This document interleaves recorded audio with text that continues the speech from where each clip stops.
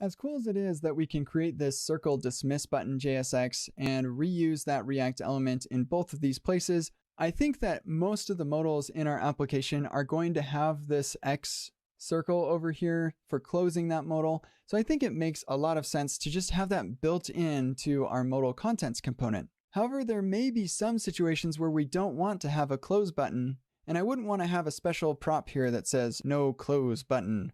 That would be kind of weird. So let me show you what I'm going to do instead. Right here, I'm going to rename modal contents to modal contents base. And then I'm going to make another component called modal contents. And this will take all these props. It will return the modal contents base and forward along all those props. So we've just made a small wrapper here. But now we can encode the more common behavior within this modal contents. And if anybody doesn't need that more common behavior and actually wants to customize it a little bit, they can render the modal contents base instead. So what this means is I can come over here and grab this modal contents, copy that, and paste it right here. And now, of course, this is going to be modal contents base. And we'll spread these props right here. And then this circle dismiss button can come along for the ride. We'll just copy that JSX, put it in place there.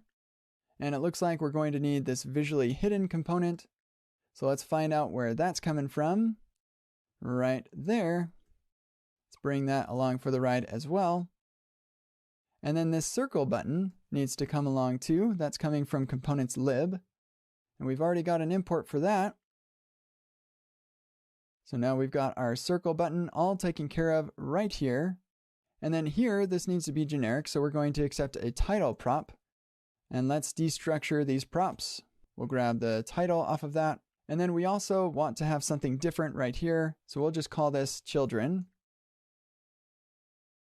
And now we have this modal contents. We also have the modal contents base, which we can export right here for people where the modal contents isn't going to do it for them.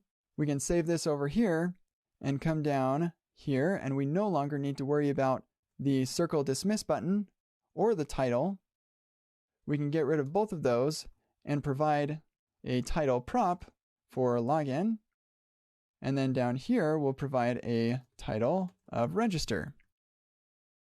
And now we've simplified our modal even further for the more common case where we want to have a close button and a title, but we've not limited ourselves for the uncommon case where we don't want to control what the contents are at all. So in review, what we did here is we took this modal contents component and renamed it to modal contents base.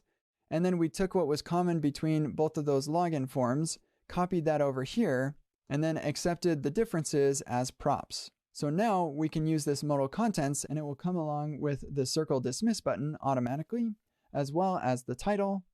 And then it can render whatever it is that this particular modal needs to render as the children. And this composition can go as deep as you need it to. And you can have different types of modal contents based on the type of modal that you want to create. The world is your oyster with this composition. And whenever you see yourself creating the same kind of modal, then you can create an additional component that encapsulates that type of modal.